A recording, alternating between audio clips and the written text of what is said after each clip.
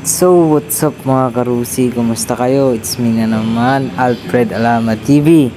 Today's video is update ko kayo ngayon sa mga bagong repo units namin dito sa Rusi, Tugigaraw branch.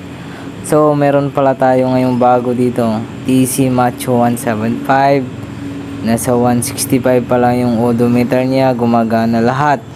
Napakabago, naka-renew pa to mga karusi. Tsaka meron din tayong SS200 Gamat. So, poging-pogi mga karusi, naka-decals na rin yan, oh. Murang-mura lang din bigay namin yan mga karusi. So, sa makakita ng video na to, so, PM nyo agad ako. Meron din kami ditong MP125 Surf sa mga naghahanap ng MP125 Surf.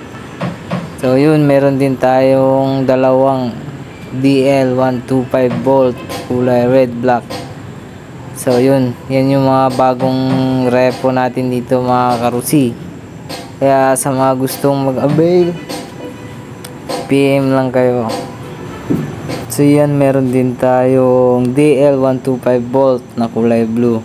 So may issue lang siya dito, may konting basag lang yung sa leg shield niya mga karusi. So napakaliit na bagay lang yan, good running condition. So yung mga naghahanap naman ng Rapid 150 na repo, meron tayong available dito sa Rusi, Tugigaraw branch. Nasa nagre-range lang to ng 20, 25, at 30.